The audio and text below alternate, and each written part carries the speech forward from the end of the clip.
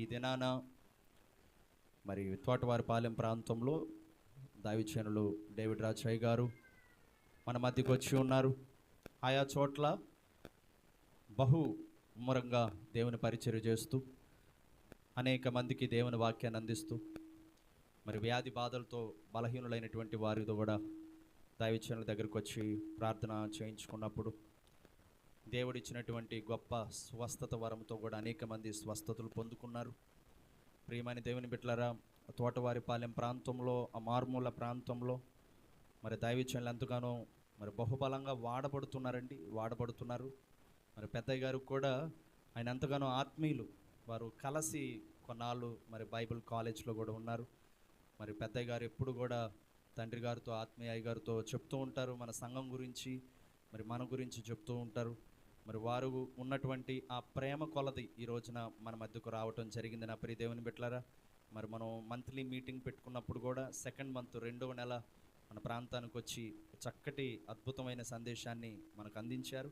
మరి ఈ రోజున కూడా ఒక ప్రార్థన పూర్వకంగా మన మధ్యకు దైవజనులు రావటం అది మనకు ఆశీర్వాదకరం. దయచేసి అందరూ ఒకసారి చప్పట్లు కొట్టి దైవజనులకు ఆహ్వానం పలుకుతాం. దేవునికి ఘనత, మహిమ, ప్రభావములు చెల్లునుగాక.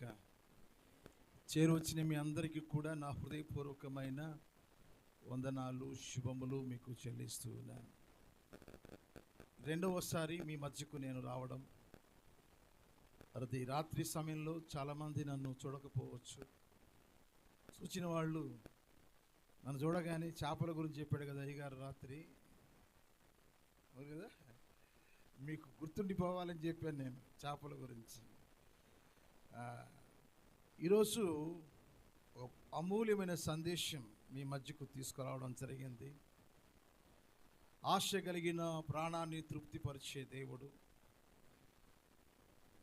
యోహాను సువార్తలో 3 చోట్ల మాత్రమే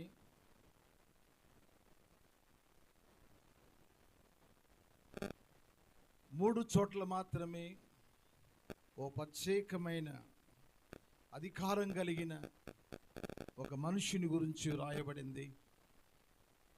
3 చోట్ల 3 సత్యాలు ఆయన ద్వారా మనం తెలుసుకోవచ్చు.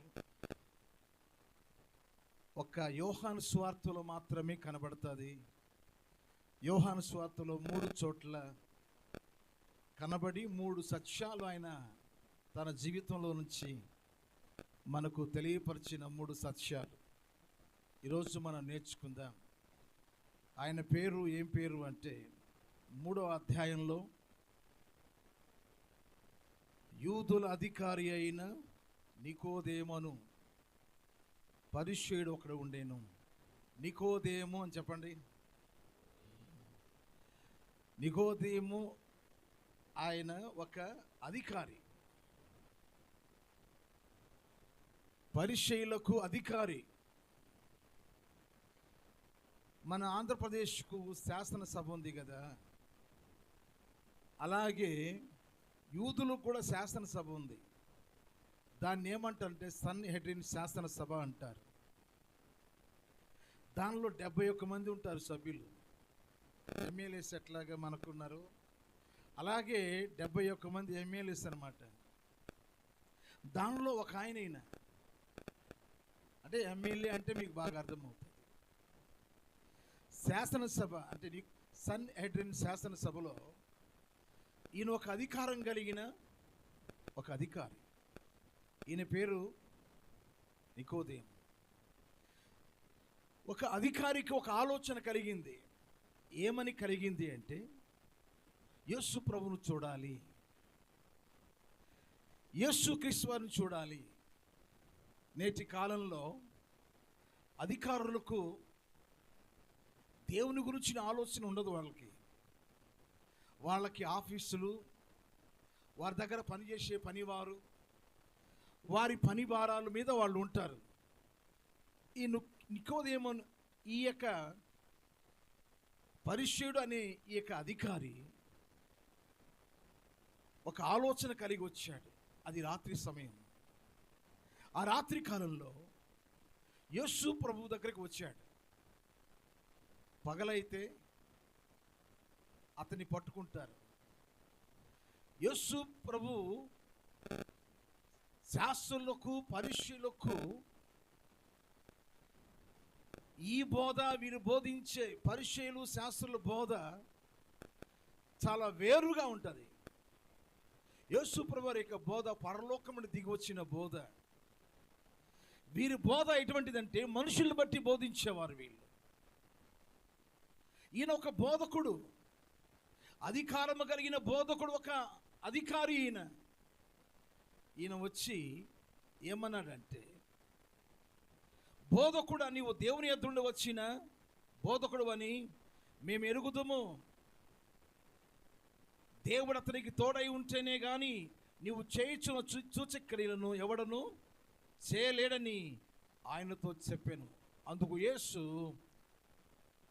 అతనితో, ఒకడు కొత్తగా జన్మించితేనని కానీ అతడు దేవుని రాజ్యమును చూడలేడని నీతో నిశ్చయముగా చెప్పుచున్నాను అని. ఈ బోధకుడు, ఈ పరిచయ అధికారి నికోదేము యేసు ప్రభు దగ్గరికి రావడం కారణం ఏమిటి అంటే, ఆయనతో మాట్లాడాలి. ఈ యొక్క పరిచయులు, అధికారులంతా కూడా యేసు ప్రభువును ద్వేషించేవారు. ఈయన బోధ వేరుగా ఉంటుంది. యేసు ప్రభు వారి యొక్క బోధ ఎలా ఉంటుంది చెప్పమంటారా? మార్కు సువార్తలో 14వ అధ్యాయంలో 12వ వాక్యాన్ని మీరు చదివినప్పుడు ఆయన బోధ ఎలా ఉంటుందంటే, చూడండి ప్రియులారా, తీసిన వాళ్ళు చదవండి. 14వ అధ్యాయం 12వ వాక్యం.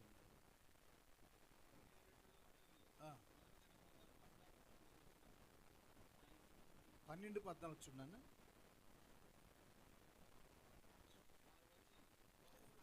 వారు వచ్చి, బోధకుడా, నీవు సత్యవంతుడవు, నీవు ఎవరిని లక్ష్య పెట్టువాడవు కావు, మేము ఎరుగుదు. నీవు మోమోటము లేనివాడు, దేవుని మార్గమును సత్యముగా బోధించువాడు. అయా, నువ్వు మనుష్యులు లక్ష్య పెట్టువాడు కావు, నువ్వు మోమోటము లేనివాడు, నువ్వు సత్యమును బోధించువాడు.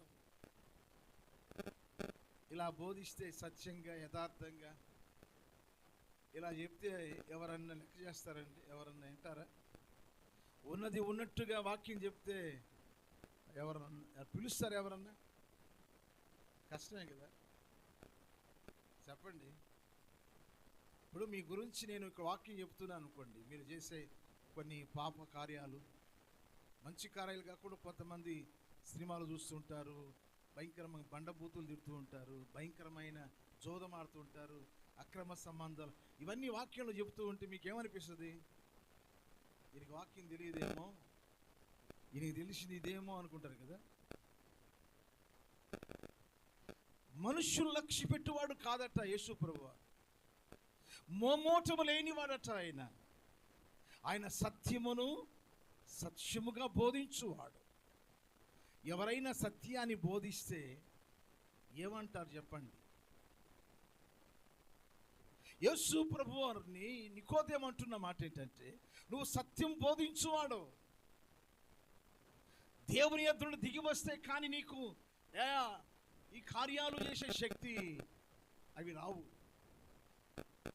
అప్పుడు అన్నాడు ప్రభు,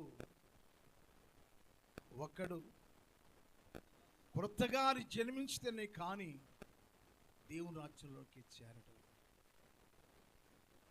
అక్కడ జరిగిన సందర్భాన్ని బట్టి నాకు ఏమనిపిస్తుందంటే, పరిచయుడు ఒక అధికారి అయి ఉండి, ఒక బోధకుడు అయి ఉండి యేసు ప్రభువు చేత బోధింపబడుతున్నాడు అంటే దాని అర్థం ఏంటంటే, అతడు తగ్గింపు జీవితం కలిగి యేసు ప్రభు వారు చెప్పుచున్న మాటలు వింటున్నాడు. ఆయన అధికారి, ఆయన ఇతరులకు బోధించే బోధకుడు ఆయన. కానీ యేసయ్య బోధ అక్కడ వింటున్నాడు.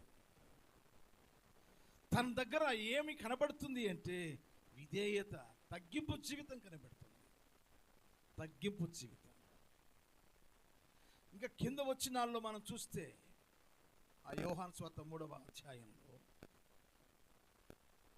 అయ్యా నేను ముసలివాడను, నేను తిరిగి తల్లి గర్భంలో నేను ఎలా రాగలను?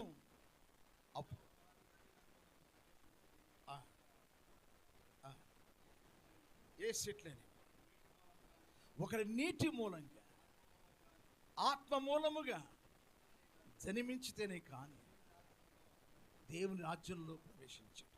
నికోదేము అనే యూదుల పరిసయ్యుడు,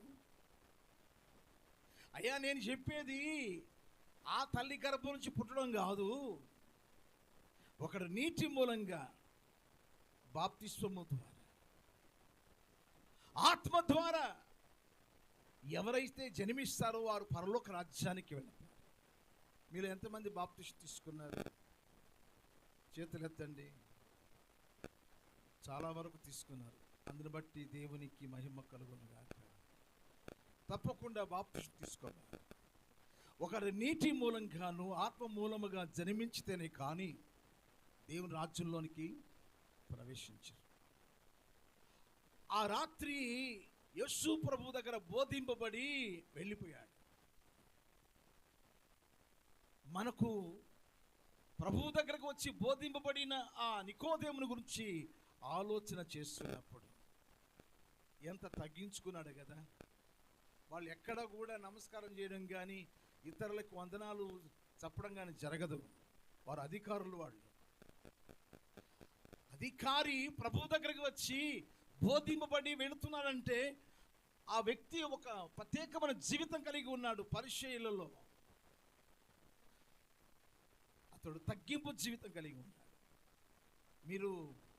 మీకు చాలా డబ్బు ఉండొచ్చు, లేకపోతే ఆస్తిపాస్తులు ఉండవచ్చు, కానీ మీరు కింద చక్కగా కూర్చొని దేవుని మాటలు వింటున్నారు.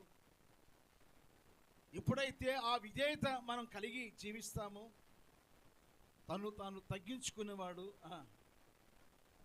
హెచ్చించబడతాడు. మనం ఎప్పుడైతే తగ్గించబడతామో దేవుడు మనల్ని ఏం చేస్తాడు? హెచ్చిస్తాడు. మనం ఎప్పుడు కూడా హెచ్చించుకోకూడదు.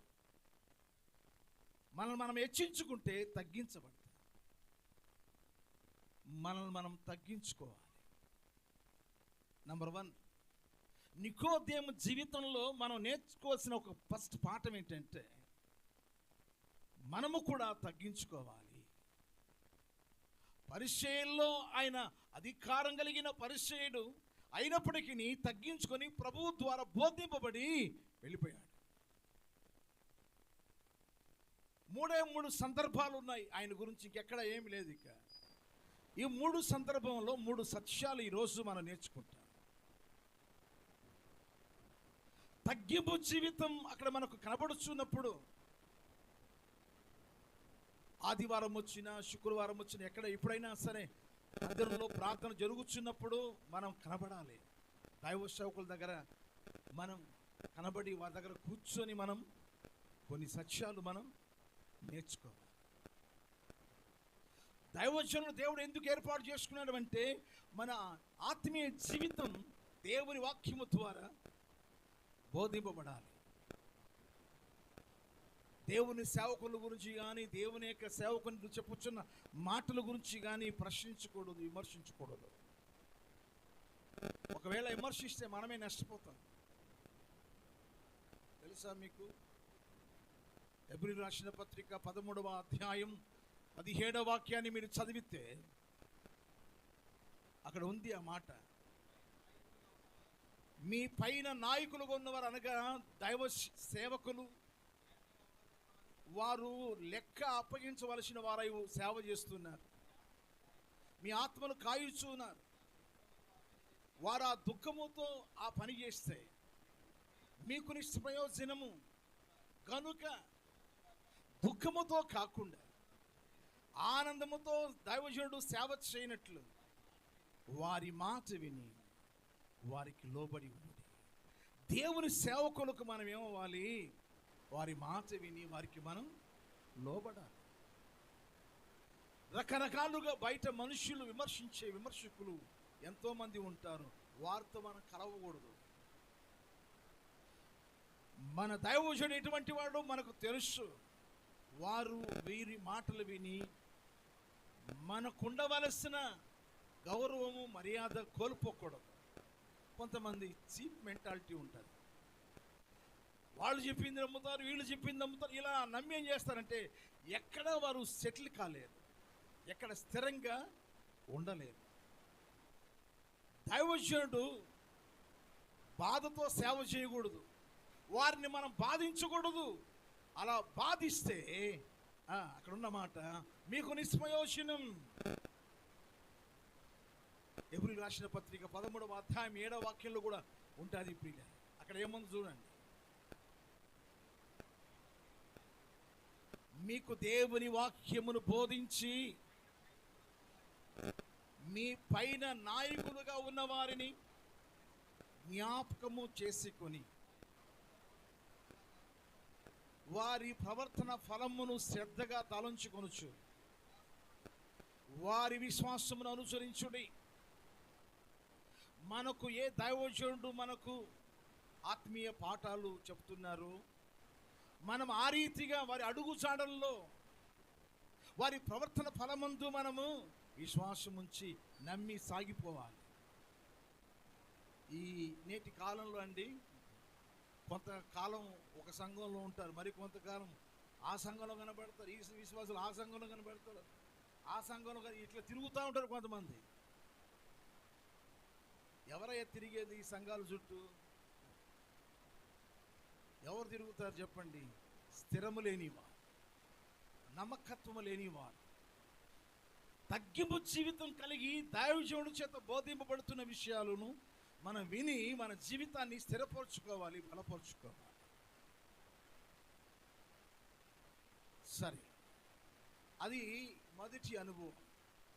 నికోదేము యొక్క జీవితంలో మొట్టమొదటి దర్శనం, మొట్టమొదటి ప్రభువుతో కలయిక ఏం బోధిస్తుందంటే తగ్గింపు జీవితాన్ని గురించి బోధిస్తుంది.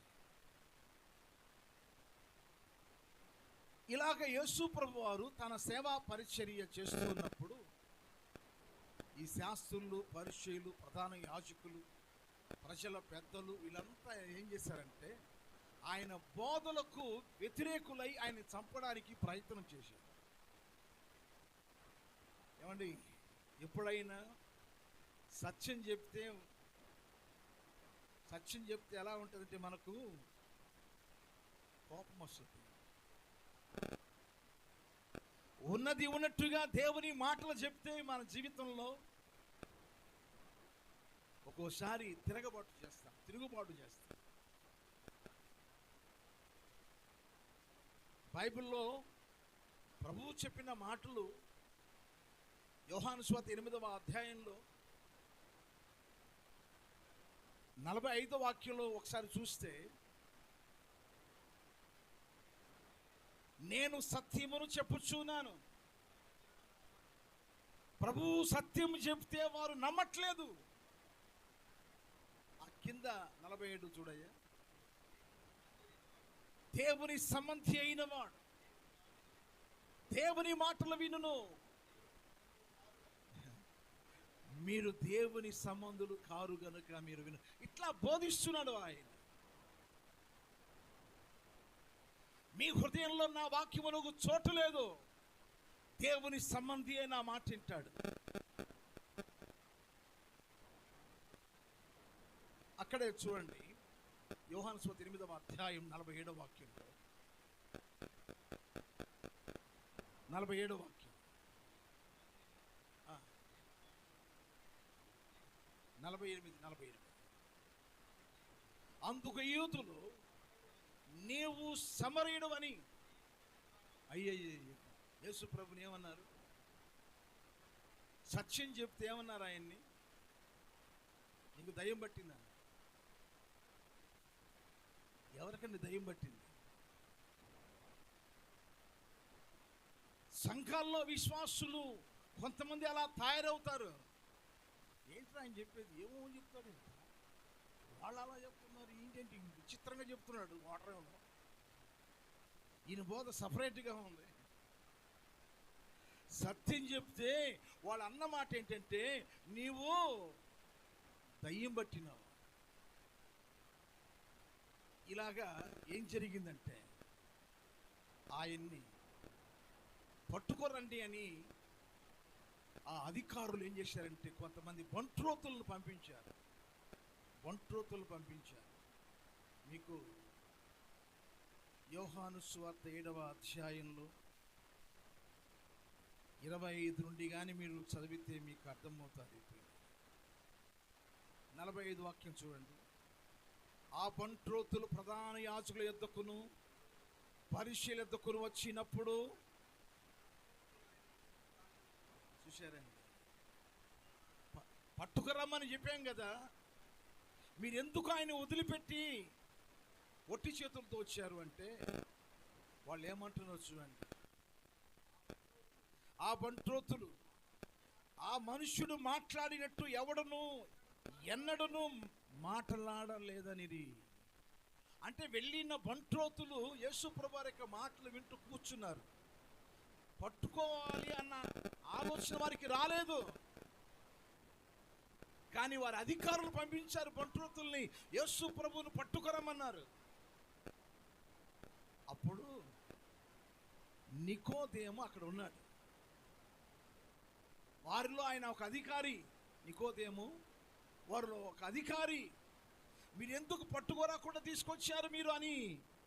లేదయ్యా, ఆయన మాట్లాడినట్టు ఎవరు మాట్లాడలేదు, అందుకని పట్టుకోవాలని అనిపించలేదు అని జవాబు చెప్పారు. అంక కింద వచ్చిన చూడు. అధికారుల్లో కానీ పరిశీలనలో కానీ ఎవడైనను ఆయన విశ్వాసం ఉంచారా?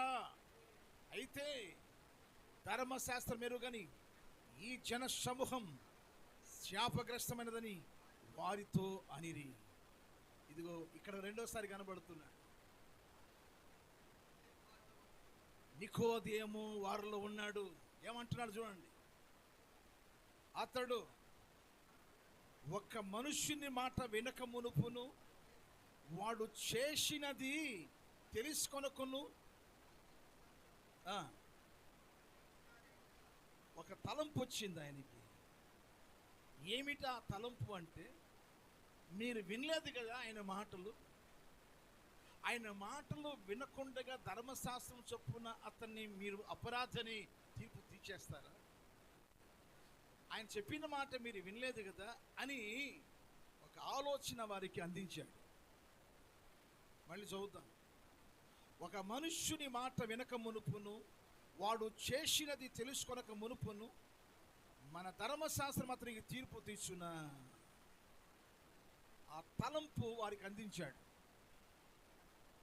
అంతకుముందు వారిలో ఏముంది అంటే, ఆయన నేరస్తుడని, గలిబిలి చేస్తున్నాడని, అతన్ని పట్టుకోవాలని బంట్రోతులను పంపించి వారి ఒట్టు చేతులతో వచ్చినప్పుడు, ఎందుకు మీరు తీసుకురాలేదు అని చెప్పినప్పుడు ఆ బంట్రోతులు ఇచ్చిన సాక్ష్యం, అయ్యా ఆయన మామూలుగా మాట్లాడడం లేదయ్యా, ఆయన బోధ అద్భుతంగా ఉంది, అద్భుతంగా ఉంది.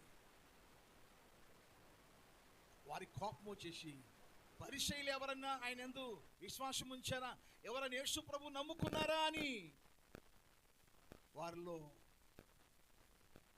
కోపము వచ్చి, ఎవరైనా ఉన్నారా ఆయన నమ్ముకున్నవారు ఆ బోధ విని? అప్పుడు అంటాడు అన్నమాట, మీరు వినలేదు కదా, మీరు వినలేదు కదా ఆయన బోధ, ఆయన చేసింది మీరేం చూడలేదు కదా, మరి అలాంటప్పుడు ధర్మశాస్త్రం ఎలా తీర్పు తీరుస్తుంది? అతడు మరణానికి పోతాడు ఎలాగా మీరు చెప్పగలుగుతారు? అప్పుడు వాళ్ళు అంటున్న మాట, నీవు గలిలయుడువా? ఆయనకి నీకేమైనా సంబంధం ఉన్నదా? చూడండి, అక్కడ ప్రత్యక్షంగా సాక్ష్యం ఇవ్వలేకపోయాడు, కానీ పరోక్షంగా ఏం చెప్పాడు? ఆయన మాట మీరు వినకుండా, ఆయన చేసింది మీరు చూడకుండా ధర్మశాస్త్రం తీర్పు చేసినట్టుగా మీరు చెప్పేస్తున్నారు. ఆ మాటను బట్టి నీవు గలిలయుడవా? ఆయన పక్షంగా నువ్వు మాట్లాడుచున్నావా? మౌనంగా ఉండిపోయాడు. ఈరోజు ప్రియ దేవుని పిల్ల, ఒక్కోసారి దేవుని పక్షంగా నిలబడాలన్న అవకాశం మీకు వస్తుంది. దేవుని కొరకు జీవించే అవకాశం సమయం వచ్చినప్పుడు నిలబడాలి ప్రియులారా. దేవుని కొరకు జీవించే సమయం వచ్చినప్పుడు మనం పోరాడాలి. దేవుని కొరకు పోరాడాలి. సరే, చివరిదిగా ఆయన 3వ ఘట్టం ఏమొచ్చిందో దాన్ని చూచుకొని నేను ముగించేస్తాను. యేసు ప్రభువారు ఎట్టకేలకు చెప్తున్నాను కదండి, ఎవరైతే యథార్థంగా ఉంటారో, ఎవరైతే సత్యంగా జీవిస్తారో సమాజం వారిని ఏం చేస్తుంది? ఏం చేస్తుంది? ఏం చేస్తుంది? సమాజం చంపేస్తుంది. యథార్థంగా సత్యంగా జీవించే వారిని లోకం వెలేస్తుంది, శత్రువుగా భావిస్తారు.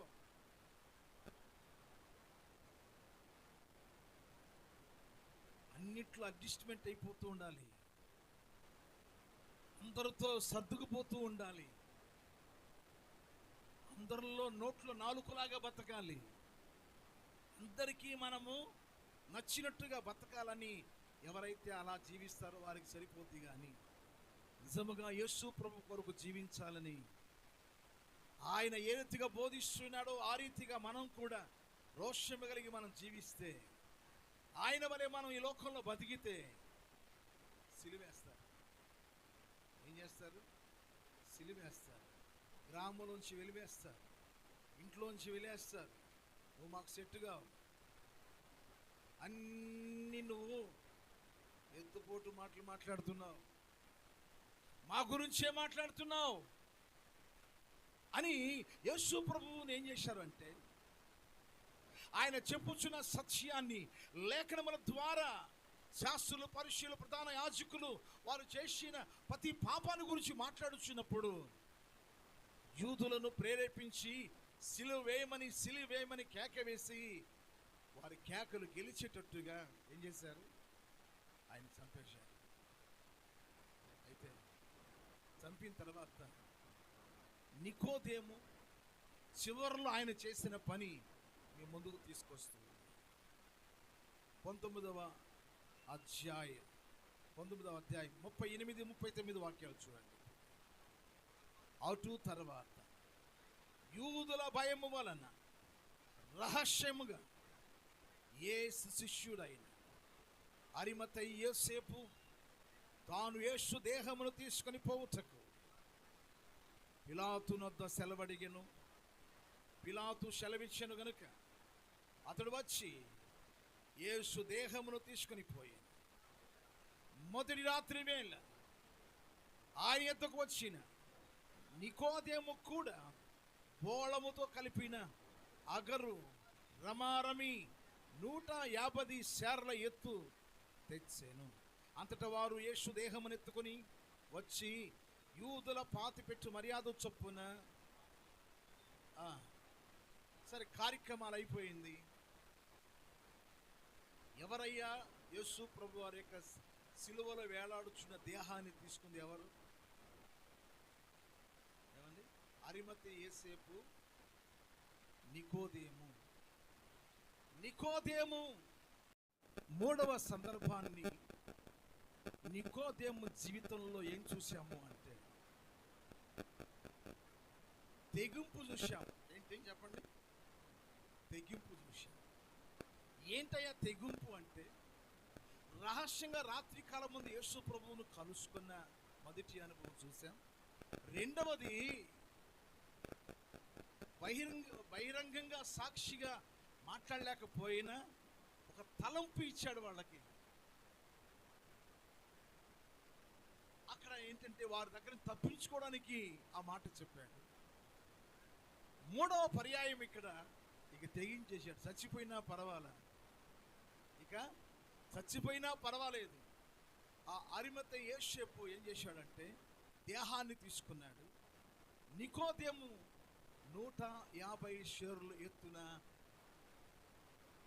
జటామాంసి అత్తరు ఆయన దేహానికి పూచి ఆ కార్యక్రమానికి అంతకొచ్చి పెట్టాడు. ఈరోజు ప్రియ దేవుని పిల్ల, ఎలాంటి వాడు ఏ రీతిగా మార్చబడ్డాడో చూడండి. యూదుల అధికారులు అనబడే ఈ పరిచయులు యేసు ప్రభువుకు శత్రువులుగా పనిచేసేవారు. కానీ నికోదేము ఏమయ్యాడట తెలుసా? చివరిలో తన జీవితాన్ని ప్రభువుకు ఇవ్వడానికి తెగించేశాడు. తెగింపు ఉండాలి ప్రియుల, భక్తి జీవితంలో తెగింపు ఉండాలి. తెగింపు లేకపోతే ఏమీ కూడా మనము చేయలేము, సాధించలేము. కొంతమంది భయంగా మందిరాలకు వస్తూ ఉంటారు, కొంతమంది భయంగా కానుకలు ఇస్తూ ఉంటారు, అన్ని భయంగా భక్తి చేస్తూ ఉంటారు. అలా ఇస్తే ఏమవుతుంది, ఇలా ఇస్తే ఏమవుతుంది, ఈ రీతిగా తెగింపు లేకుండా ఎవరో ప్రోత్సహిస్తూ ఉంటారు.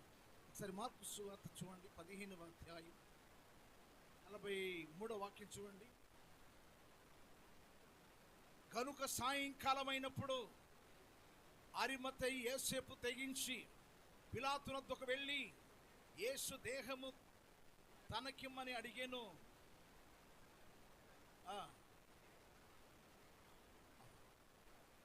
తెగింపు, దేవుని కోసం తెగించాలి, తెగింపుతో భక్తి చేయాలి. 150 షేర్ల జటామాంస అత్తరు తీసుకొచ్చాడు అంటే తెగించేశాడు. శాస్త్రులు పరిశీలే కదా యేసు ప్రభువును చంపమని వాళ్ళు ప్రోత్సహించారు. కానీ ఇక్కడ ఆయన నికోదేము మందిరంలో మీరు కూర్చున్నప్పుడు సాప మీద ఎవరో కొంటే ఎవరో వేస్తే కూర్చున్నారు, లేకపోతే కనబడుచున్న మందిరం రేకులు కావచ్చు, గోడలు కావచ్చు, కనబడే వస్తువులు కావచ్చు, వీటిలో ఏ వస్తువు అయినా నీవు ఖర్చు పెట్టి కొన్నదా, దేవునికి ఇచ్చిందా? ఏమి ఇస్తున్నావు దేవుని కోసం? దేవుని కోసం ఏం ఖర్చు అవుతున్నావు ఆలోచన చేయండి. పరిచయులు ప్రభు కోసం పగస్తులుగా వారు జీవిస్తున్న ఆ పగవాళ్ళల్లో నికోదేము ఏమయ్యాడు? తెగించి యేసు కొరకు ఆయన ఖర్చు అయ్యాడు. ఈరోజు నీవు దేవుని కోసం ఏం ఖర్చు పెడుతున్నావు? పోయినసారి చేపల గురించి చెప్పాను కదా. యేసు ప్రభు కోసము, పేతురు కోసము ఒక చేప షెకేలు ఇచ్చింది, పన్ను కట్టింది, సేవకుల కోసం పన్ను కట్టింది. ఈరోజు ఒక సవాలు తీసుకోవాలి మీరు. రోమిలకు రాసిన పత్రికలో 16వ అధ్యాయంలో ఒక మంచి మాట మీకు చూపిస్తాను, ఒక చక్కని మాట చూపిస్తాను. చూడండి, 3-4 వాక్యాలు. క్రీస్తు యేసునందున జత పనివారైన ప్రిస్కిల్లాకును అకులకును నా వందనములు చెప్పుడై, వారు నా ప్రాణము కొరకు, ఏంటండి, వారు నా ప్రాణము కొరకు తమ ప్రాణమును ఇచ్చుటకైనను తెగించిరి. దైవ సేవకుడు సాక్ష్యం ఇస్తున్నాడు, నా ప్రాణం కోసం ప్రాణం ఇవ్వడానికి అకుల్లా ప్రిస్కిల్లా అనే వాళ్ళు తెగించారు. దైవ సేవకుని కొరకు ప్రాణం ఇచ్చే అంత తెగింపు ఉండాలి. వాళ్ళు దేవుని మీద ఆధారపడి సేవ చేస్తున్నారు. మీ మధ్య దేవుని మాటలే చెప్పి మీ మధ్య నివసిస్తున్నారు. వారిని అర్థం చేసుకునేవారు చాలా తక్కువ, అపార్థం చేసుకునేవారు ఎక్కువ. మోటార్ బైక్ మీద వెళ్తుంటే చూడు అనేవాళ్ళు ఎంతమంది. రకరకాలుగా వివాదాస్పదమైన మాటలు. ఏదైనా ఒక వస్తువు కొంటే దాని గురించి ఎక్కడి నుంచి వచ్చినాయో, ఒక వస్తువు సంఘంలో కనబడితే ఇది ఎక్కడి నుంచి వచ్చిందో. నేను మీకు చెప్తున్నాను ప్రియులారా, ఇదిగో నా కొరకు ప్రాణం ఇవ్వడానికి కూడా అకులా ప్రిస్కిల్ అనేవారు తెగిస్తున్నారు. వాళ్ళు నా కొరకు ప్రాణం ఇవ్వడానికి వాళ్ళు తెగిస్తున్నారు. వాళ్ళు చాలా కార్యక్రమాలు చేయాలని సేవకుడికి ఉంటాయి సంఘంలో, అని అన్నీ చేయలేకపోతూ ఉంటాడు. కొన్ని మాత్రమే చేస్తాడు. ప్రతి కార్యము జరగాలంటే కుడి భుజంగా ఒకళ్ళు, ఎడం భుజంగా ఒకళ్ళు, ఇలాగా భారాన్ని మోసేవారు కావాలి, బరువు మోసే వాళ్ళు కావాలి, బాధ్యత తీసుకునే వాళ్ళు కావాలి, పరిచర్య కోసం నిలబడే వాళ్ళు కావాలి. నా కొరకు ప్రాణం ఇవ్వడానికి కూడా తెగించారు. నికోదేమనే ఆయన దేవుని కోసం తెగించి ఖర్చు అయ్యాడు. ఈరోజు మీకు ఈ సందేశం ఎందుకు చెప్తున్నానంటే, దైవజనులు మీకు ఏమి చెప్పరు, అది కావాలి ఇది కావాలి అని చెప్పరు. మీకు కూడా తెలియదు.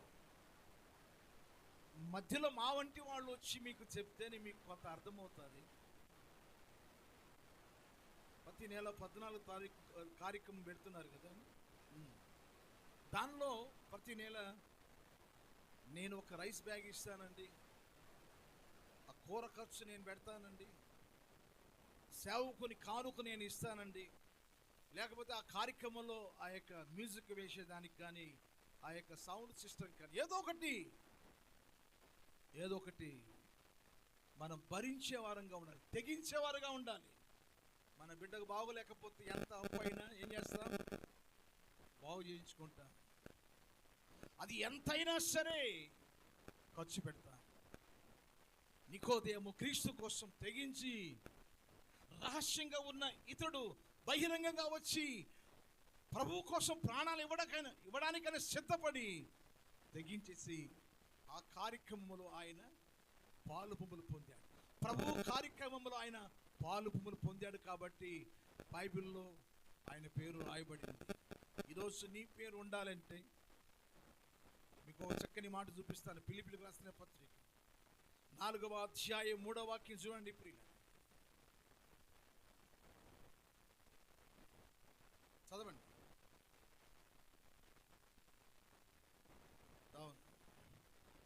అవును, నిజమైన సహకారి ఆ స్త్రీలు క్లెమెంతుతోనూ నా ఇతర సహకారులతోనూ సువార్త పనిలో నాతో కూడా ప్రయాసపడిన వారు గనుక వారికి సహాయం చేయమని నిన్ను వేడుకొనుచున్నాను. ఆ సహకారుల పేర్లు జీవ గ్రంథంలో రాయబడి ఉన్నాయి. దేవునికి స్తోత్రం, హల్లెలూయా. ఎవరైతే సహకారులుగా ఉంటారో సంఘములో, ఎవరైతే సహాయపడతారో వారి పేర్లు జీవ గ్రంథంలో చెప్పండి రాయబడతాయి. ఈరోజు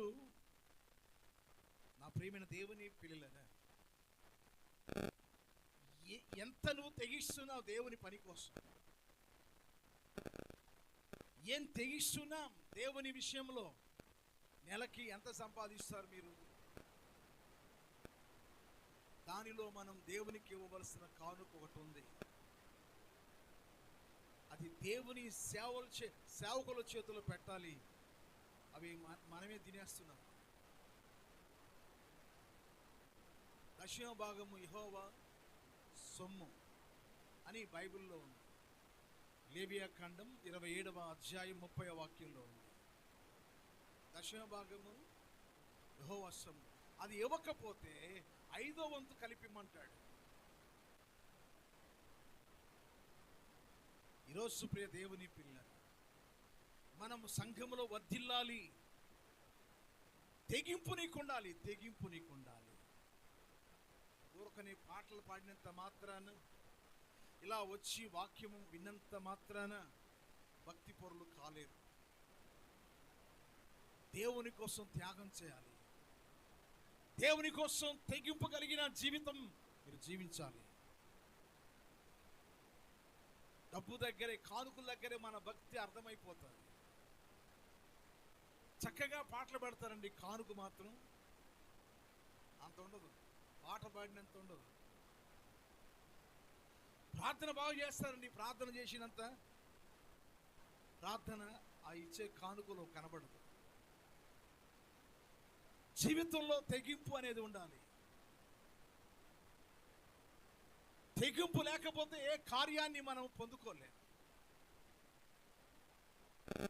నికోదేములు మనం చూచింది తగ్గింపు, రెండవది తలంపు, మూడవది తెగింపు. ఈ తెగింపు దగ్గరే మన జీవితం బట్టబయలైపోతుంది. కొంతమంది తెగించలేరు. దీనికి ఎంత ఖర్చు అని నేను భరిస్తానండి పాస్టర్ గారు, యు కెన్ ప్రొసీడ్, ఎంతైనా సరే నేను భరిస్తాను, ఎంతైనా సరే నేను సహకరిస్తాను, లేకపోతే మేము ఇద్దరం సహకరిస్తాం, లేకపోతే ముగ్గురు సహకరిస్తాం. ఇలాగా పాస్టర్ గారికి మీరు అండగా ఉండాలి. ప్రతి లోటు కనబడుచున్నప్పుడల్లా ఆ లోటును ముగ్గురు నలుగురు కూర్చొని మాట్లాడుకొని దాన్ని తీర్చారు. రేకుల దగ్గరే ఉన్నారు, దీన్ని స్లాబ్ వేసే ఆలోచన రావాలి. ఇంకా స్థలం వెనకుంటే కట్టే ప్రయత్నం చేయాలి. సంఘ అభివృద్ధి కోసం మనం పాటుపడాలి. నేను మీకు ఇమ్మని చెప్పేసి వెళ్ళిపోతే మీరు ఎవరో, తెగింపు కలిగిన వారు ఇస్తారు. తెగింపు మనస్సు అది దేవుని మనస్సు.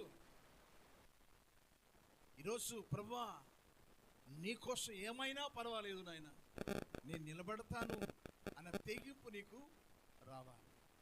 ఒక సేవకుని సాక్ష్యం మనం విందామా? చూడండి, ఫిలిప్పీయులకు రాసిన పత్రిక 4వ అధ్యాయం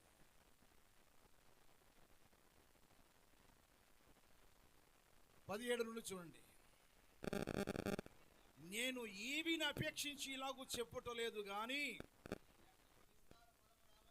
మీ లెక్కకు విస్తార ఫలము రావాలని అపేక్షించి. ఏమండి, కొద్దిగా ఏనండి, మనసు పెట్టి వినండి. నేను ఈవిని అపేక్షించి, ఈవి అంటే కానుక, కానుకను అపేక్షించి నేను ఈ మాటలు చెప్పలేదు కానీ మీ లెక్కకు విస్తారముగా మీరు ఫలించడానికి చెప్తున్నాను. నేను మీరు విస్తారంగా ఫలించాలని చెప్తున్నాను. నేను ఏమని చెప్తున్నాడు? నాకు సమస్తము సమృద్ధిగా ఉన్నది. మీరు పంపిన వస్తువులు ఎపఫ్రోదితు వలన పుచ్చుకొని ఏమీ తక్కువ లేక ఉన్నాను. అవి మనోహరమైన సువాసనయు దేవునికి ప్రీతికరమును. లెక్కకు మీరు విస్తరించాలి. ఈవిని అపేక్షించి నేను చెప్పట్లేదు. దైవ సేవకుడు ఎపఫ్రోదితు ద్వారా కొన్ని వస్తువులు పుచ్చుకొని కొదువు లేకుండా సమృద్ధిగా ఉన్నాడట. అది దేవునికి ఇష్టమైన యాగం. ఇవ్వడం అనేది, దేవుని సేవకులకు ఇవ్వడం అనేది దేవునికి ఇష్టమైన యాగం. ఇప్పుడు మీరు నన్ను ఎలా చూస్తున్నారంటే పగోడుగా చూస్తున్నారు. మీరు ఈయన కొత్త కానుకలు కొట్టుకుంటున్నారు. ఈయన పోయిసారి చేపలు చెప్పాడు, ఈసారి వద్దులండి అయ్యగారు వద్దులండి, కానుకలు కానుకలు అంటా ఉన్నాడు. అందరూ కథలు చెప్పి మమ్మల్ని నవ్వించిపోతా ఉంటే ఈయన పొద్దాక తెగించమంటున్నాడు. ఇచ్చే విషయంలో తెగింపు ఉండాలంటున్నాడు. మాటి ఏదో ఒక రెఫరెన్స్ తీసుకొని ఏదో చెప్తున్నాడు. మాకు బాగాలేదు ఈరోజు వాక్యం. పోయినసారి చెప్పాడు బాగుంది. ఈ వాక్యం చెప్తే ఇష్టమండి, ఇమ్మనంటే ఇష్టమా చెప్పండి. ఏదో మేము ఇస్తే మీకు సంతోషం, కానీ మీరేదో ఇవ్వాలని మేము చెప్తుంటే అలా ఎట్లా ఉంటుందంటే, ఏంటో వీళ్ళు ఇమ్మని అంటున్నారే. మీరు ఇవ్వడం ద్వారా మీరు ఆశీర్వదించబడతారట, మీరు ఇస్తే దీవించబడతారట. అర్థమైంది కదా? పౌలు గారిని కొంతమంది పోషిస్తున్నారు. పౌలు గారికి కావలసిన అక్కర్లు కొంతమంది తీరుస్తూ ఉన్నారు. ఆయనకి కళ్ళు ఇవ్వడానికి కూడా సిద్ధపడ్డారు. ఆయనకి ప్రతి వస్తువు, ప్రతి అక్కర వారు తీరుస్తున్నారు. ఆయన ఎక్కడికి వెళ్ళి ఏ రీతిగా సేవ చేస్తున్నాడో ఆ సేవ పరిచర్లో బహుగా స్త్రీలు సహకారులుగా ఉంటున్నారట. ఈరోజు ప్రియ దేవుని పిల్లలు, మీరు ఎంతగా సహాయం చేస్తే, సహకారులుగా ఉంటే అంతగా ఇక్కడ పరిచర్య వర్ధిల్లుతుంది. మీరు ఏమి ఇవ్వకపోతే అక్కడే ఉంటాం, మరుగుజ్జుగా ఉంటాం. పరిచర్య విస్తరించబడాలి అంటే లేఖనముల ద్వారా మనం లెక్కకు విస్తారంగా ఫలించడానికి ఈవిని దేవుని సేవకునికి మనం ఇవ్వాలి. పరిచర్యకు ఇవ్వడం ద్వారా మనం దీవించబడతాం, మన బిడ్డలు దీవించబడతారు. ఒక ఆయన మైక్ సెట్ ఇచ్చాడు. ఒక ఆయన వినండి, మా ఊరు పక్కనే ఒక ఆయన మైక్ సెట్ ఇచ్చాడు. మైక్ సెట్ ఇస్తే రోజు పాపం పాస్టర్ గారు పాటలు వినిపిస్తూ ఉన్నాడు. పాటలు వినిపిస్తూ ఉన్న సమయంలో అందరూ బాగుంది, మైక్ బాగా పాటలు వినపడుతుంది అని అందరూ వింటా ఉన్నారు. ఒకరోజు వచ్చింది, ఆ మైక్ సెట్ ఇచ్చిన ఆయనకి బాధ కలిగించే వాక్యం, పాపం ఏ వాక్యం చెప్పాడు ఆయన కాస్త బాధ కలిగింది. ఆయన ఏం చేశాడంటే మైక్ సెట్ ఓడ తీసుకుని ఇంట్లో పెట్టేసుకున్నాడు. ఏం చేశాడు చెప్పండి? ఇంట్లో పెట్టేసుకున్నాడు. సరైన తగిలింది ఒకటి వ్యాధి, బుద్ధితో తీసుకొచ్చి చర్చిలో పెట్టేశారు. కొంతమంది ఫ్యాన్లు ఇస్తారు, ఫ్యాన్లు ఇవ్వడం కాకుండా వాళ్ళ పేర్లు కూడా ఉంటాయి. దేనికి? నేను ఫ్యాన్ ఇచ్చాను, పెద్ద అక్షరాలతో రాస్తారు. తిరుగుతున్నా కాబట్టి నాకు కనపడలేదు. కాబట్టి మనం ఏది ఇచ్చినా మన పేర్లు ఉండకూడదు దాని మీద. దేవునికి ఇచ్చి మర్చిపోవాలి. నికోదేము, రహస్యంగా వచ్చిన నికోదేము ఏ రీతిగా తయారయ్యాడు చూడండి. ప్రాణాన్ని తెగించి దేవుని కోసం ఖర్చు అయ్యాడు. ఈరోజు మీరు వచ్చారు, బాగుంది, పరిచర్య ఇట్లా ఉంటే ఇలాగే ఉంటుంది ఎన్ని సంవత్సరాలైనా, అంతేనా? ఇప్పుడు మీరు ఇట్లా వస్తా ఉన్నారు అనుకోండి, ఇట్లాగే ఉంటుంది పరిచర్య. మీరు ఎప్పుడైతే దేవుడు కోరుకునే దశమ భాగం మీరు ఇవ్వగలిగితే పరిచర్య ఏమవుతుంది? ఆ కిటికీలు కాకుండా ఇంకో కిటికీలు వస్తాయి, అద్దాల కిటికీలు వస్తాయి. స్థలం ఉంటే అటు ఇటు స్థలం ఉంటే మందిరం విస్తరించబడుతుంది. రేకులు తీయబడి స్లాబ్ వేయబడతాయి. ఇంకా కొత్తగా అంగులు తయారవుతాయి, మంచిగా సిద్ధపడతారు. ఈరోజు ప్రియ దేవుని చాలా మందికి సేవకులు చూడగానే వాళ్ళు పైనుంచి అక్కడి నుంచి వస్తుందంటగా, యాడికి వచ్చేది పైనుంచి, ఏంది వచ్చేది, ఏమొస్తుంది పైనుంచి? కూర్చున్న వాళ్ళు కొంతమందికి ఇదే ఆలోచనలో ఉంటారు, వీళ్ళకి పైనుంచి ఎక్కడి నుంచి వచ్చేటట్టుందండి. ఇస్త్రీ బట్టలు నలగకుండా ఉంటారండి, బండి మీద బండ్లు కొట్టారు. ఇది సరిపోతుంది. మనం ఏం వీలేదు కదా. ఇప్పుడు ఆయన బండి మీద తిరుగుతున్నాడు, మనం ఇచ్చాము దానిలో. మరి ఆ మాట మాట్లాడి మీకు అసలు ఏమైనా హక్కు ఉందా చెప్పండి? ఉందా? లేదు కదా. మనం ఇచ్చి ఒకవేళ మాట్లాడితే ఒక అర్థం ఉంటుంది. తెగింపు ఉండాలి దేవునికి ఇచ్చే విషయంలో. చూడండి, బిడ్డలకు ఇచ్చే విషయంలో ఎంతైనా తెగించేస్తారు, అవసరమైతే ఆస్తిని కూడా అమ్మేస్తారు. దేవుని పరిచర్యలో ఎంతగా విస్తరించబడాలంటే మీరు, అయ్యగారు మన చర్చిలో ఇంకేమైనా అవసరమా, నేను భరిస్తాను.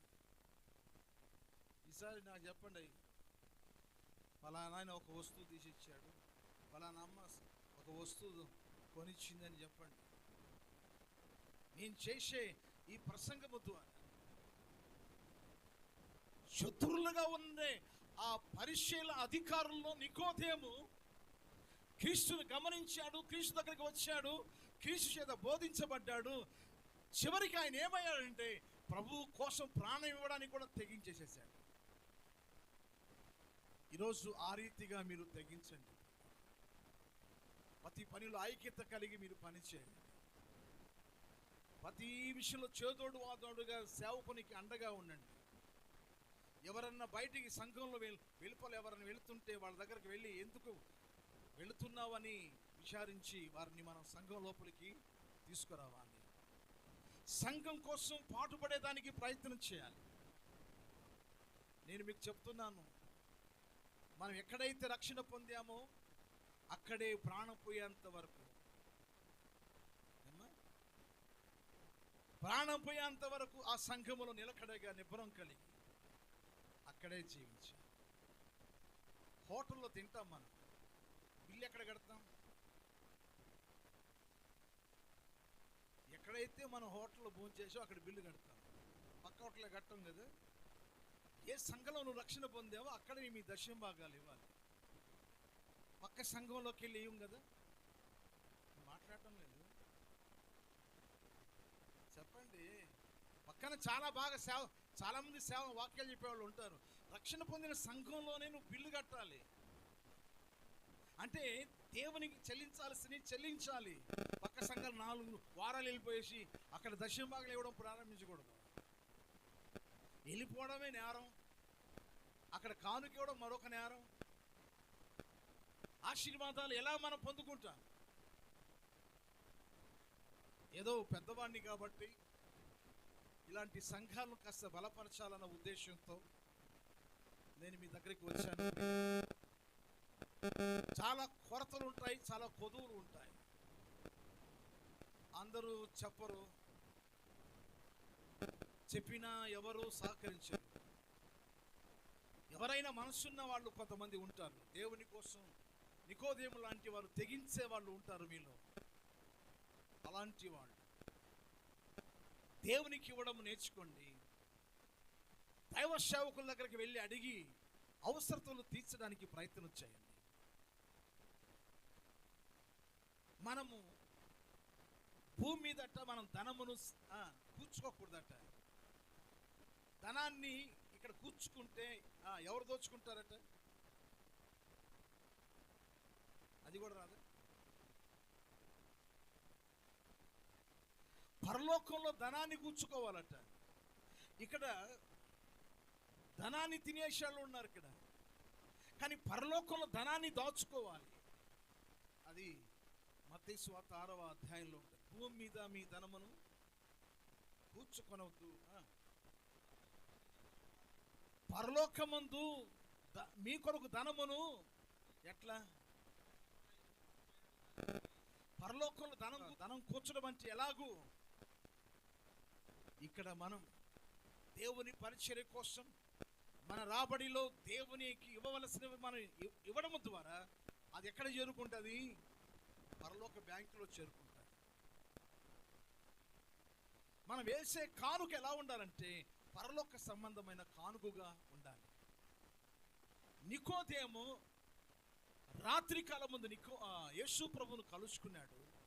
ఆయన జీవితం పట్టపగలైపోయి తెగింపు జీవితంతో బయటపడ్డాడు. దేవుని కోసం నిలబడ్డాడు, పరిచర్య కోసం నిలబడ్డాడు. ఈరోజు మీలో అటువంటి వారు ఉన్నారా? అయ్యా అయ్యగారు, మనం వారానికి ఒక రోజు పలానా గ్రామంలోకి వెళ్ళి స్వార్థ సేవ చేద్దాం. సమర్పణ చేసుకోరు యవనస్తులు ప్రాముఖ్యంగా. దేవుని పరిచర్య కోసం తెగించే సహోదరులు, తెగింపగలిగిన సహోదరులు ముందుకు రావాలి. యేసయ్య మనకు ప్రాణమే ధారపోశాడు. దానికి మనం ఏమిస్తే రుణము తీసుకోగలుగుతాం? ఎంత ఇచ్చినా రుణము తీరదు. ప్రభు సేవలో మనం కాస్త పరిచర్య చేసుకుంటూ సహకారులుగా ఉంటే చాలు. ఇక నేను ముగిస్తున్నాను. ఈసారి నేను వచ్చినప్పుడు ఎవరి గురించి చెప్పాలి? మీరు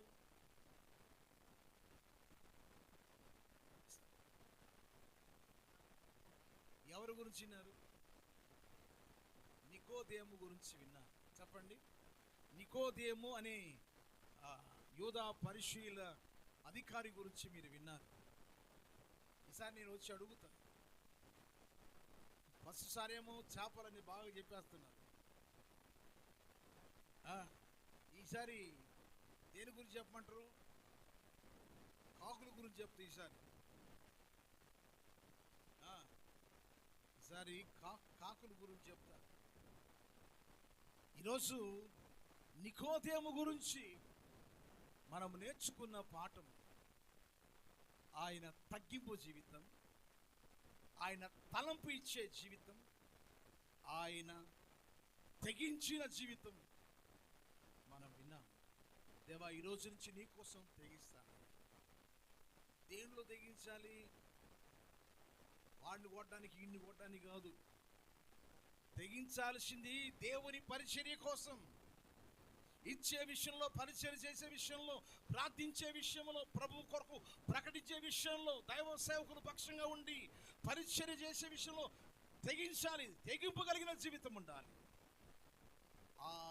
అటువంటి త్యాగమూర్తులు ప్రభువు కావాలి. దేవా, నేను వస్తున్నానయ్యా, ఒక తీర్మానం చేసుకోండి. అలెగ్జాండర్ ద గ్రేట్ అని ఒక రాజు ఉన్నాడు, గ్రీక్ రాజు. పేరు చెప్పండి. Alexander the great. ఈయన ప్రపంచ రాజుల్లో అత్యధికమైన విజయాలు పొందుకున్న రాజు. మన దేశాన్ని కూడా ఆయన దేశాన్ని దండెత్తాడు. అలెగ్జాండర్ గారు యుద్ధం జరుగుతుంటే కూర్చొని చూస్తున్నాడు. ఒకడు పారిపోతా ఉన్నాడు. ఆ పారిపోతున్న సైనికుడిని దగ్గరికి పిలిపించుకున్నాడు. ఏంట్రా పారిపోతున్నావు అంటే, భయం వేస్తున్నాడు. ఏంటో నీ పేరు? నా పేరు అలెగ్జాండర్. మరి వీడిని కాల్చి చంపేయండి. కారణం, నా పేరు పెట్టుకున్నాడు. అలెగ్జాండర్ అని పేరు పెట్టుకొని పిరికి పందలో పారిపోతున్నాడు. పిరికి పందలు ఏమీ చేయలేదు. పిసినే వాళ్ళు లోబి తన ఇంటి వారిని బాధ పెట్టినాడు. పిసినల వల్ల 100 మంది 200 మంది వచ్చిన ప్రయోజనం లేదు. దేవుని కోసం త్యాగం చేసే త్యాగమూర్తులు కావాలి. ప్రభువు ఈ లోకానికి ఎందుకు పుట్టాడంటే త్యాగం చేయడానికే పుట్టాడు. తెగింపుతో వచ్చాడు. నువ్వు పుట్టావు, నేను పుట్టాను, మేము మా జీవితాన్ని దేవునికి సమర్పణ చేశాం. మీ అయ్యగారు ఏం చదువుకున్నాడు తెలుసా? B Tech engineer. బయటికి వెళ్తే ఎంత డబ్బు వస్తుంది తెలుసా? బయట ప్రైవేట్ కంపెనీలో చేసిన ఎంత డబ్బు వస్తుంది? వస్తుందా రాదు? ఒక ఇంజనీరు కొన్ని వేల రూపాయలు జీతగాడు ఆ డ్యూటీలో ఉంటే కొన్ని వేల రూపాయలు సంపాదించుకునేవాడు. కానీ మీ దగ్గర దేవుని పిలుపు పొందుకొని ఏదో సేవ చేస్తూ గడిచిపోతూ ఉన్నప్పుడు ఆయన్ని మీరు ఇంకా అర్థం చేసుకోకపోతే, ఆయనకి మీరు సహకారులుగా లేకపోతే ఎవరు సహాయం చేస్తారండి? కాబట్టి సమస్యాన్ని వదిలిపెట్టేసి మీ మధ్య సేవ చేస్తుంది. ఆయన అడగడు. కానీ నేను మీకు ఈరోజు చెప్పిన వాక్యాన్ని బట్టి మీరు తెగింపు కలిగిన వారుగా సంఘ క్షేమం కోసం, సంఘ అక్కర్ల కోసం మీరు మీ రాబడిలో నుండి, బైబిల్ సామెతల గ్రంథం 3వ అధ్యాయం 9వ వాక్యంలో ఉంది, నీ రాబడి అంతటిలో యెహోవాకు ఇచ్చి ఘనపరచుము అనే మాట ఉంది. నీ రాబడి అంతటిలో దేవునికి ఇచ్చి దేవుని ఘనపరచు. కొంతమంది వెదజల్లి అభివృద్ధి కలిగిన వారు కలరు. కొంతమంది తగిన దానికంటే తక్కువ ఇచ్చి దరిద్రులైన వాళ్ళు గలరు. లేమిడికి వెళ్ళిన వాళ్ళు కలరు. వెదజల్లాలి. ఎంత విత్తనాలు విత్తితే అంత విస్తారమైన పంట కోస్తాం మనం. దేవునికి ఇచ్చే విషయంలో వెదజల్లాలి. నీతిమంతుడు వెనుతీయక ఇచ్చుచుండును. నిజముగా రక్షణ పొందిన విశ్వాసి, నీతిమంతుడైన వాడు వెనుతీయక ఇస్తాడు. ఏమండి, మీరే ఇవ్వకపోతే దేవుని కోసం రేపు ప్రాణం మీరు ఏమి ఇవ్వగలరు? డబ్బులే ఇవ్వనడు ప్రాణం ఇవ్వమంటే ఏమి ఇస్తారండి? దేవుని పరిచర్య కోసం సహాయము పరిచర్య సహాయము చేయలేని వాళ్ళు దేవుని కోసం నేను చనిపోతానండి అవసరమైతే. కనుక ఈరోజు ప్రియ దేవుని ద్వారా రోజు ఏం పొందుకుంటున్నాం తెలుసా? చెప్పాలి. ఆకాశం, భూమి, గాలి, నీరు, నిప్పు, పంచభూతాలు, వీటి ద్వారా ఆకాశం ఏం పొందుకుంటున్నాం మనం? వర్షాలు పొందుకుంటున్నాం. ఈ ఎండ కూడా చాలా అవసరం. గాలులు మన కోసం దేవుడు పంపిస్తున్నాడు. ఈ భూమి నుంచి మనకు పంట వస్తుంది. నిప్పు నుంచి వంట తయారవుతుంది. గాలి నుండి మనము హాయిగా బతుకుతున్నా. ఇవన్నీ ఉచితమే. దేవుడు ఉచితం గాలి ఇస్తున్నాడు. ఆ గాలిలో ఈ పంకా పెట్టి గాలి తీసుకుంటున్నాం మనం. ఎవరిదా గాలి? కరెంటుదా? మరి మీరు అంటారుగా కరెంటు పోతే బుస్సు అంటుంటారుగా. గాలి దేవునిది. దేవుని గాలి పంకా తయారు చేసుకొని దాని కింద కూర్చొని హాయిగా ఉన్న ప్రాణానికి గాలి ఇచ్చినందుకు, వర్షం ఇచ్చినందుకు, ఎండ ఇచ్చినందుకు, పంట ఇచ్చినందుకు దేవుడు మళ్ళీ ఆ యొక్క సముద్రంలో చేపలు ఇచ్చాడు కదా. ఇప్పుడు ఖాళీ అయిందండి సముద్రం? ఇప్పుడు ఖాళీ అయిందా? అది ఖాళీ అయితే మన బతుకులు ఏమవుతాయి? మన కూడా ఖాళీ అయిపోతుంది కదా. అది ఖాళీ అవ్వట్లా. రోజట కోట్లాది చేపలు వస్తూనే ఉన్నాయట. దేవుడు సమృద్ధిగా సముద్రం నిండి ఉండమని వాటిని ఆశీర్వదించాడు దేవుడు. భూమి నుంచి పంట తీసుకుంటున్నాం, గాలి తీసుకుంటున్నాం. ఇవన్నీ దేవుడు ఇస్తున్నాడు. తిరిగి దేవునికి ఇచ్చే విషయంలో ఆలోచన పడిపోతుంది. ఈరోజు ప్రియ దేవుని పిల్లలు, ఇచ్చే మాట్లాడే కాస్త బోరుగా ఉంటుంది లేండి. బైబిల్లో ఒక మాట ఉంటుంది, పుచ్చుకోట కంటే ఇచ్చుట ధన్యకరము అని.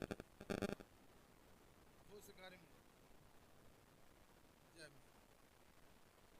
35వ వాక్యం.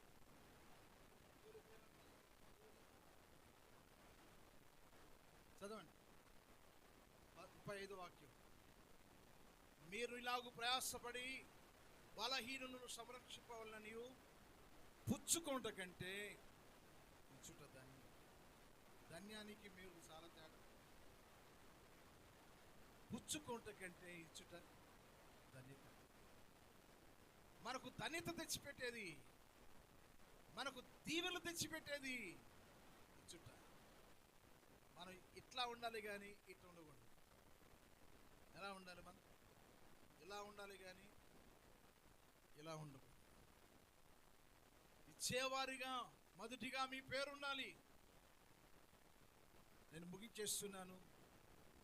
ఈ ముగింపులో ఒక చిన్న పల్లవి చరణం పాడతాను.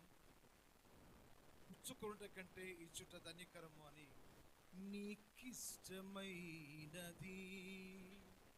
కావాలి దేవునికి, బలి అర్పణ కోరలేదు దేవుడు. బలి అర్పణ కోరలేదు దేవుడు. ప్రభు మనస్సు తెలుసుకో, వాక్యాన్ని చదువుకో. నీకిష్టమైనది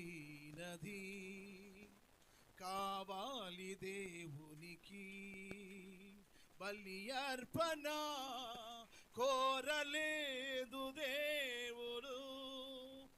బలి అర్పణ కోరలేదు దేవుడు. కయ్యూను అర్పణ తెచ్చాడు దేవునికి. ఏబేలు అర్పణ నచ్చింది దేవునికి. కయ్యూను అర్పణ తెచ్చాడు దేవునికి. ఏబేలు అర్పణ నచ్చింది దేవునికి. అర్పించు వాటి కంటే అర్పించు మనసు ముఖ్యం. అర్పించు వాటి కంటే అర్పించు మనసు ముఖ్యం.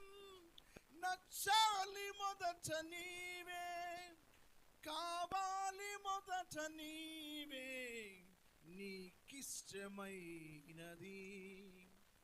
కావాలి దేవునికి, బలి అర్పణ కోరలేదు దేవుడు. దాన్ని బట్టి దేవా నీ కొరకు తెగించి పనిచేస్తాను. నీ కొరకునైనా పరిచర్య కొరకు పాటు పడతాను. ఒక తీర్మానం చేసుకోండి. ప్రభు ఈ లోకానికి వచ్చి తన ప్రాణాన్ని మనకు అర్పణ చేశాడు. కనీసం మనం దేవుని పరిచర్య కోసం, దైవ సేవకుల కోసం కుడిభుజంగా మనం నిలబడతాం.